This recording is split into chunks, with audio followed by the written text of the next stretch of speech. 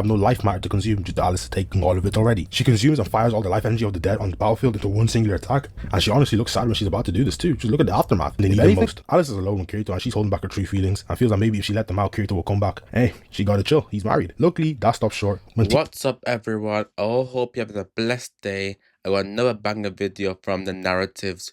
We watched so many different series recap, and we're back with a fan favorite, and that is being SAO. Naturally, the last part we did was Alicization part 1, when Kirito and Yu-Gi-Oh defeated Quinella at the end. But then it left Kirito in a vegetable state, Yu-Gi-Oh dead, and an impending war with the Dawn Continent right around the corner. Let's see what happens in the final season so far we have of SAO. Let's get straight into it. I'm not gonna lie to you, and you know how SAO is. It can get rough. On that note, this cannot be an SAO season without some weird shit too. So please do not be too shocked by it. If anything, I'd hope you built up some sort of tolerance by now. I'm very, very close to 20k, which I wanted to hit by the end of the summer. And since that target seems like it'll be reached, I'm aiming for 50 by the end of the year. But hey, small talk. Let's go. So last thing we saw was Kirito on his usual saving the world shit, but just before the season ended, his brain gets deep fried because someone on the outside. He's a big inspiration. I've done all of his videos for a while now, and he has been dropping heat with these recaps. Chivalry of a Failed Knight, the Sinbad ones, we've done the Seraph of the End, not to mention the SEO ones, what we've obviously spoken about. So good. The 2010s is one of the most nostalgic anime periods for me, purely because that's when I was like deep into anime, like banging out episode after episode after episode. So keep going, bro. Shout out to him. Plug on him. In the Underworld, Alice is tending to Kirito, who has unfortunately become a vegetable. He won't even speak. He doesn't have that twinkle in his eyes anymore. This shit can bring a nigga to tears, man. Alice is wheeling him out the crib, but Kirito still wants to keep those twin blades on his hip. He won't forget his roots. That's a real nigga right there. And he even takes the blue rose sword that belongs to Yu-Gi-Oh with him too. RIP to the kid. Quinella. It goes back to the time Kirito defeated Quinella and shows how Briculi had to step up to take over the Axiom Church with Quinella gone. Alice carries Kirito back to her original village, but simply a criminal, her own pop shuts her down. Lame ass dude. Let me get some code. You gotta bring them things on board. Anyway, this means Alice has to live on the outskirts of the village with her little sister helping her from time to time. For now though, she makes her bread by cutting down trees for this freaky looking guy. She asks Kirito to lend her his sword, and he sort of agrees, and then you have the usual nerd emoji fodder talking about some she can't cut down. Aye. Back it in. You don't know she has that swaz there. This is the same girl that nearly made me switch up on Asuna. Do not play. So Kirito falls into the ground because these nerds took Yu-Gi-Oh's sword and are playing around with it. So you know Alice has got to press them. Just check that screw face. But they're saying that Kirito let them take it. What part of this makes you think that he let you? And then they have the nerve to stand there all stank faced like she's in the wrong. Is this nigga serious? Night comes and LG pulls up on Alice begging her to come back to the Knights, but she's not really trying to do all that. Then LG starts talking crazy about Kirito, saying he's gonna have to take him off the map. Boy, I wish you would try. This is what you call a dub. You're not that you guy, waited until Kirito fell off to run the fade. That's shameless. Again, Alice won't let Kirito slam the slide, rightfully so, and LG leaves. Alice is sleeping next to Kirito and she low-key too close to this married man, but hey, we move. Then Kirito must have smelled the danger or something because his body starts tweaking out. Next thing you know, Alice goes outside and the village is on fire. I'm sure I don't have to tell you by now, Kirito's main character genetics are probably the highest tier I've ever seen, and it doesn't stop because he can't think properly anymore. Nah, this nigga sensed danger and real life got his body to move towards his sword so that he can be on his white knight shit again. There are levels to this game. Listen, there are levels. Unfortunately though, Kirito's not able to do all that. And I always say this, Kirito and SEO and Fairy Tail, those two series specifically, are the two most overhated anime of all time for literally no valid reason. Whether it's you got a problem with the harems, whether you got the power of friendships, that's all BS to me because literally every single show you know has both. Whether it's One Piece, the GOAT, that's got as much fan service as flipping SEO. Or Fairy Tail, the power of friendship. Every single anime has fan service. It's just how it goes. It's just part of anime. But these two specifically, people feel like it does excess when it's all the same. But that's a little rant. Let's keep going. Heads out in his place to save the village of morons who were hating on her. She's better than me. She's telling everyone to evacuate, but this greedy pig is telling everyone to hold it down to save his mansion, knowing damn well that they will in fact get baptized if they try that. So Alice has to take off her cloak and show 24 karat real gold bust down suit she got. This is her way of saying your money and my money ain't the same, little nigga. So yeah, they all listen to her. You're totally not because she made the orders. It's integrity tonight. And peep how her pops gets the glazing. Where is your shame? Just 10 seconds ago you were on her Deasley. Goblins and orcs invade, but Alice's dragon wants to get in on the ore farming and vaporizes them with his dragon pulse. He out there taking notes from Dragonite. But Alice has to one up the dragon and takes off her eye patch, revealing her now Well, like, healed take a eye. Then she picture pops from out Ray. ultimate, turning her sword into millions of flowers, forcing all of the mobs back. But Alice decides to Yakia, leave the is that village you? with Kirito in order to fight once again, and then it cuts to the real world. The current situation is the place Kirito's in, the Underworld at, is simultaneously being attacked by real life special arms. I honestly forgot how much random BS be happening in this anime. They talk about these guys are about to blow open the control room and extract out Alice's AI from the Underworld, and I'm here thinking they did not got to be doing all that when we have today's sponsor Polybuzz right here. Guest start today through the link in my description. They unlock all the premium features today. This we're skipping all that nonsense. Coma-like state, Kirito is still carrying this group of bums. Anyway, the reason Kirito is how he is because he lost a part of his Fluctlight that basically gives him emotion and personality that can only be provoked by strong emotions being felt. Long story short, he's gonna need something big to reignite his flame. So this is the villain of this story, and he be on the game too playing Gungale, and this somehow translates into real life military level skill. Hey, then again, Kirito be on some BS doing real life. I mean, it roleplayed is as a hero of VR, justice, it's so, literally how what it do I is. know? He has no real motivation for taking part in this mission. It's honestly purely just for the love of the game. In present time, he and his crew have taken over the main control room and are trying to penetrate the sub-control room that all the Wrath guys are in, but that's proven difficult. This tech guy, his cut is insane by the way, is trying to get them into the game so they can get Alice from the inside. But since starting off as a normal guy like Kirito in the beginning would take too long, they managed to access high level players accounts, but those are the characters that are situated inside the dark territory. You know on 2K when you need to drop somebody off and you have to spin back on your best build rather than creating a new brown shirt at 60 overall? That's basically what it is. That's lessons with narratives. The other team has the same idea, though this is for Asuna to use. Back in the Underworld, the Dark Territory generals have realized the Pontifex is no longer around. Naturally, you think this is the time to attack, but this guy's actually reasonable and wants to prioritize peace. Unfortunately for him though, the real leader of the Dark Territory just logged into this bitch, and he wastes no time. They call him meeting because the king is back, and the in-place leader asks what he plans for the future, and this nigga is talking about death, war, suffering, plague. Yo! Who is this nigga? The Dark Territory King is about to sleep It's for the quite first night, interesting and this fine because shall walk up obviously SAO, when you really deep it, it's just, especially the Alicization arc, it really plays around the theme. Not a plays, it really delves deep in the themes of like, kind of like what does it mean to be alive? So in this specific game, these characters are effectively alive because they have their own free wills to a degree. They have their own personalities. They make their own decisions. The game is not programmed. It's a free, open world, ever-evolving game with characters that make their own storylines. No one's storyline is preset or predated. These characters are effectively, in all intents and purposes, living and breathing. So when he's like commanding them kill, obviously it seems like, oh, he's just commanding like game board pieces. But when you put it in the lens of these guys are alive, it's like these guys, he's just treating these guys' lives as only like playthings when they actually should be treated as living, breathing like beings. And SEO's right in terms of morality, life, death, what does it mean to be alive, the soul goes completely underappreciated / unnoticed, or people don't even just care, or they just don't get this part of the story. But it really starts hitting deep. They're talking about how she's going to tend to him for the night. Might I add, this woman is married. I just know he was licking his lips in excitement, but it wasn't all sweet because she tries to pack him up for the greater good. Though, once again, unfortunately, the man she's dealing with is sick in the head and chokes her out. And no, this was not part of no After Dark wrestling. He really did that bit. It cuts to a flashback of him with a child with a screwdriver in this little girl's ear. Something he did because he wanted to figure out where the human souls were. Yes, he exterminated this innocent girl who was low-key messing with him too. You know, just as a move. You're weird. Buddy. There's always been a His body ends up like psychopath Arnold who eating the little girl's crazy. soul, and ever since then, he's been trying to replicate the feeling. And then it happens with this girl, and yeah, I don't know, that shit must taste like freshly baked cinnamon rolls because peep his reaction, he's hooked on it. And I guess now he has even more motivation to taste Alice's soul. Gabriel holds another meeting and brandishes the girl who tried to slime his head just as a point. And her husband is right there too. And yeah, he couldn't just stand for this and starts acting out. The windows start shattering, he gets lightning visual effects, he even gets his whole Broly transformation. So tell me why he's suddenly engulfed in darkness. Once again, this is another showcase of how the life and death aspect is. In this world, one of the things that are set is that you cannot go against somebody with a higher like authority level than you. But here, the characters who specifically have done so, like your Barkiels, your Alices, who have, and even Yu-Gi-Oh, once them becoming truly fully alive is them overcoming that command.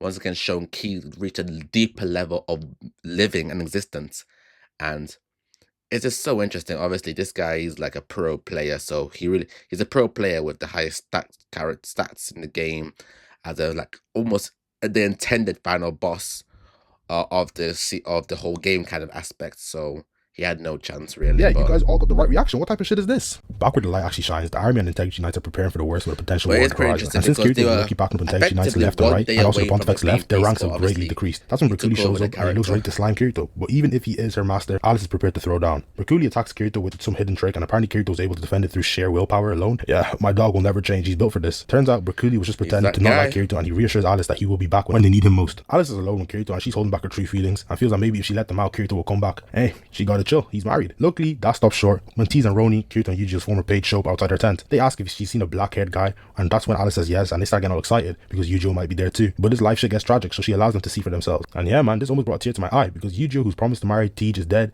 and even Kirito is non-responsive. They're all preparing for the war council, and Fanatio's there too. They This time have she to just brings all of her Yujiro badness dead- after Kirito dirty defeated her. like There they that. decide to plan to hold off the enemy attacks with Alice as the focal point. I wonder Tease if and Roni are Yuji's given the series where responsibility to he's protect brought Kirito, back. and then they set out for war. The Dark Territory troops begin their attack, and the Knights respond in kind with the Flamebow Integrity Knight shooting out straight flamethrowers, and Fanatio with the laser beams. Though that It's bum quite LG isn't doing interesting. so I hot didn't on his like side, this his arc heart don't beat like because that. LG is meant these guys were literally the enemies of the previous arc. Now they're their biggest allies. I just love series like that will explore what happens when your enemy becomes your friend, and you see a whole world with the different dynamics that can be explored when such a reality is established. Let me get some light on though. In the dark. be in front of the other Integrity Knight Renly, but that one has disappeared from the battlefield, so right now they're getting walked down to hell. Back on the front line, whatever mob this is meant to be, I don't know, like an ogre or something. Anyway, their leader can't stand like the a disrespect dark of getting ogre, punked yeah. on this badly, so he starts bugging. Like, literally his core is Great shaking. He to even gets the red goblin. eye that Yuji and Alice got. They got him attacking his own men before jumping right at Fanatio. Somehow, his glitching affects her and she can't move out the way. She starts hoping and begging for her man Merculi to save her, but it's not Merculi that comes. It's one of her side Integrity Knights, and hey, I was gonna start disrespecting this no-name, but she was low-key cold as hell in this exchange. She really held it down because just about every tendon in her snapped. Like, damn, how do you get hit so bad both your Achilles tear? And I know you're not Kevin Durant, you are not coming back from this shit. After that attack and repelling the leader, she just straight up like dies, but at least it motivates Fanatio to use her power fully to cut this guy clean into. That's beautiful. Now Dusseldorf got his own boss fight. The goblin leader waits for him to run out of arrows before he attacks. Little does he know Dusseldorf got a deep bag and can still box with a sword. Sort of, you know. He gets held down by two goblins and has to be saved by one of his men. The goblin leader swats him away and is about to finish him off, but Dusseldorf adapts like he's Isagi and uses his sword as a bow. And this shit ends up letting off a whole pack of punches. I am the bone one of shot my at the goblin own leader. sword. These guys are lucky bones now that I'm thinking about it. Like, look, this is the Integrity Knight that what's his disappeared from the name battlefield. All now, I Shiro thought he was Emi cold but a little style. unruly. No, he's just a real life bum that's hiding from the fight. Tease and Roni catch him hiding in there, and he really doesn't have an excuse because these two are just too pure-hearted and don't judge. A goblin finds them though, and he's trying to get down to business. You know how them goblins be. And this is where we get a flashback of Renly when he accidentally killed his friend during a training session. And this messed up his ability to fight ever since. But he sees the vegetable-ized Kirito tensing up because he wants to defend them so badly, and this makes him realize that he has no right to stand there if he calls himself a knight. So he pulls out his weapon and Talk about slices the will. goblin's brain off. He keeps up that momentum by running outside and slamming all the goblins. Hey, I do not know what type of weapon that is, but he's really cold with it. The mountain goblin leader shows up and originally stops his attack, but then he pops his ult, making this fidget spinner, and yeah, he sauced on him. He ain't even got a drop of blood in his fit. This one dark mage sends her minion horde to attack, but Merculi is standing on that side, so I don't really have to say too much. She decides to send the troops on foot to send the barrage of projectiles Merculi's onto them. ability is However, so the spells won't powerful. activate as they have no life matter to consume due to Alice taking all of it already. She consumes and fires all the life energy of the dead on the battlefield into one singular attack, and she honestly looks sad when she's about to do this too. Just look at the aftermath. If anything, she looks like the villain here. Now, the Dark Mage is reporting back to Emperor Vecta, and she says that they don't have enough dead people on the battlefield to generate attacks, so he's like, oh word? How much firepower do we get if we slime all of these niggas? And the mage is getting all hot and fuzzy because of this. These are your allies. The Orc leader doesn't want any part of it, but unfortunately, it ain't even really his choice. In this time, Alice also decides that she'll head to the World's End altar by herself, but Merculi tells her to bring some backup. The Dark Mages sacrifice 3,000 of the Orcs, and their leader has no choice but to idly watch. But because of this, they spawn in something right from a Dark Souls game, and it's coming straight for Alice and her escort. They try to lead it elsewhere, but one of the waves continues past them, and that's where LG shows up late and flies straight up in an effort to lead it away. Now, this must be his attempt at regaining some aura points. I'm not too surprised. It low-key worked. He calls on his sword, which is the King of Serpents, and demands it to show these worms who's really the king of slithery animals. They're going right at it, boxing in the sky, but he's just too greatly outnumbered. They eat away at him until his life force drops to 0, but his job isn't done. Nah, he goes into overdrive and his health is currently heading into minuses, and when he's finally far enough away, he's blown up. His body floats down while cut in half, then Alice catches him, but by then it's already too late, I'm not gonna lie. He's already seeing bright lights and visions of his mother. Long story short, it's over. Alice grieves, but this only turns out more. She goes straight for her attackers and starts turning people into statistics. Emperor Vecta sees Alice and starts getting a hard on for her soul, so he begins ordering his remaining troops to move in pursuit of her. Alice and Merculi are about to be intercepted by the Dark Territory's pugilists. These two rivalries Integrity Knight so steps up to ward them off, and honestly, this fight has two of my favorite characters from this arc in it, so you're really gonna know it's gonna be some heat. So the pugilist leader sends one of his fighters to fight her, and she almost seems, disrespected that he'd only send one person. Lady Shaita is attacked by the pugilist girl, and she blocks, or so we thought, because what on earth is this? She sliced through that bitch like jelly. Then This Shaita woman skips right and past the this leader guy, and starts mixing up they his had a men. great I mean, just look at that sauce. They're not boxing wear. Though, their leader can't just stand there, so he throws a flame haymaker. And Shayta tries to block her arm, but this was low-key disrespectful. She must think that they're sweet, and he blows her armor off. She tries cutting with her sword, but she isn't able to penetrate his tough skin. Then, she weaves the follow-up. He looks around to all his homeboys and realizes during her mixtape, she wasn't even really going all out because she didn't even kill anyone. Now, if you don't know, the word pugilist is fancy for boxer. So, you know, my boy had to start emoting just to show a little bit of his steez. Check him out. He's out here shadow boxing. Look at the footwork into the flash step. Oh, nah. You got it. I don't want to call him he or him the whole time. I can't really remember them calling him anything but champion, so I guess we're going with that. Champ rushes her fist first, but this whole time this was a feint. He really went for this calf kick. Yeah, he's been watching some of that Alicization tape. He mixes it into this three-piece combo with another kick and straight to the chest. Shayta loses all of her armor. Hey, let me find out you have some fine shit under all that armor. You could do with a little bit more meat though. You too. Your legs were soft just now. I don't know why I gave her that accent. Man, you got me f***ed up. I stop looking so damn sleepy when you're boxing with me. Right, my fault. This interaction is a lot cuter in the show. I'm just a nigga commentating though. Don't blame me. They both load up their big boy attacks and clash, but the craziest thing is they're enjoying it. The champ feels like he's about to lose, but he's fine with it because at least he's going out to a real one. But someone jumps in and ruins the 1v1. I mean, at least they didn't attack her, you know. They basically have to stop because the main enemy force caught up. Knowing this, Shayta stops fighting and retreats too. But hey, they at least exchange names before it's over. My boy is in there. So you might be wondering where the other guy entered the Underworld, Gabriel, is. Turns out he's out here about to slime out Roni. But she calls her back up just in time. Unfortunately though, that nigga has the hood manual etched in his brain. If you're about to slime someone, make sure you're not alone. And his whole squad pulls up out of the shadows. So Roni's getting worked, I'm not gonna lie. And when she's at a knife point, a bright light starts shining in the sky. Yes, these niggas start seeing their version of God. Why does she kind of look like? And she just waves her hand and drops everyone into a ravine. Then she drops Vasco into one. Look, it is Asuna. Anyway, she gets straight to looking for Kirito, and his body reacts to her immediately. He even starts crying. She steps outside to meet with whoever the leader is, and Alice attacks her straight away. Get your popcorn, guys. I've been waiting for this. Alice asks what she's doing next to Kirito, and Asuna lets her know that he actually belongs to her. Sorry, Alice, but I can't lie, she's right. Rikuli interrupts their fight, but Alice says that Asuna can't see Kirito without her permission, and this makes Asuna tight, but she accepts it. If that's me, I'm not letting nobody tell me I can't see my sweet husband Kirito. Pause. Asuna explains to them that the guys in here aren't real people, and that there is actually a real world out there, and they honestly kind of just accepted it. Through the story, Alice tells of her breaking the seal on her eye. Asuna realizes that there must be a mole amongst the rat staff, as having a code that stops the people of the Underworld from thinking for themselves would go against their own objective. Asuna decides she will join the fight in order to help Alice reach the world end altar faster. Later that night, Asuna wants to see Kirito, and Alice says that she only let her on the one condition that she tells her all about Kirito. Then they start flexing the amount of time they spent with each other. Even Roni and his mentor from way back when, Liena, joins in. Sometimes I can't stand this nigga. The next day, the Dark Territory army is trying to cross the ravine Asuna made, and they're doing this by crawling across a rope. Are we even sure this is the most practical way? Like, ain't you guys have magicians? Like, go magic across it. And who even gave them the command to do something this sickening? Yeah, makes sense. They're making it across, but the knights are really ruthless in this and murk them while they have their pants down. Hey, champ, you can't complain. All is fair in love and war. In the real world, this tech bad guy sets up an open beta for the Underworld as a game where the objective is to slime the knights and sends it to all the Americans. So effectively, they're bolstering the enemy numbers with real players. Yui alerts the rest of the gang about what's about to happen, and at the same time, Kikioka receives a call. Somebody is here to help. It's my girl Sinon. I was waiting for this. Oh, Suga is there too. Yui tells them the only way to help is to convert their accounts from this trashy ass Alfheim game into the Underworld so they can fight with better equipment to make up the lack of numbers. Elizabeth is trying to convince all the friends they made up till now to convert to and help, but yeah, for the most part they're like no. And yeah, this is real life. Nobody's trying to lose all their stuff for Kirito. I don't know that nigga. Elizabeth gives this cool in-depth speech and everyone decides to forget basic reasoning and joins in. So all the American beta testers load in and they seem to be enjoying the hell out of themselves. Little do they know they're just straight murking the people of the Underworld who have souls just like them. Asuna uses her terrain change ability to help, but this takes a toll on their body, so the Integrity Knights decide they'll step up and start fighting back. Champion decides enough of this and goes against his commands. He's going to fight for himself, and because he's actually listened to himself first, his right eye gets that error 871. But he's a real trench baby. You see it from that boxing stance. So he doesn't even blow up now. He rips it right out the socket. That's not even all. He decides he's about to jump across the ravine and not even think twice. He's just about to fail, but then his big bro, real life, flings his arm attached to this big ass rock at like Mach 5 so that Champ can use it as a launch pad. If this isn't 100 chemistry, I don't know what is. I'm sure this was his guy from the sandbox. Asuna's getting jumped, but out of nowhere, someone comes in, throwing straight haymakers and uppercuts, and yeah, who else would it be? He asks Asuna to use her ability to create a bridge, and in return, all of his men will come and assist them versus the American players. Alice runs off by herself, getting captured by Vecta, then Shayta and Champion reunite and decide they'll fight together to hold out the Red Army, while Asuna and the others try to catch up to the Emperor. But we're losing? I can send more in. Shit, how much can you send? Shit, like 20 mans. So yeah, this tech op says he has another wave of 20,000 enemies lined up ready to join the fight, and Vasco wants to go back, but this time he's on his main account. Another wave spawns in and Renly is about to sacrifice himself, but all of a sudden a great light appears in the sky. Echoes. No, it can't be. That's my Shayna.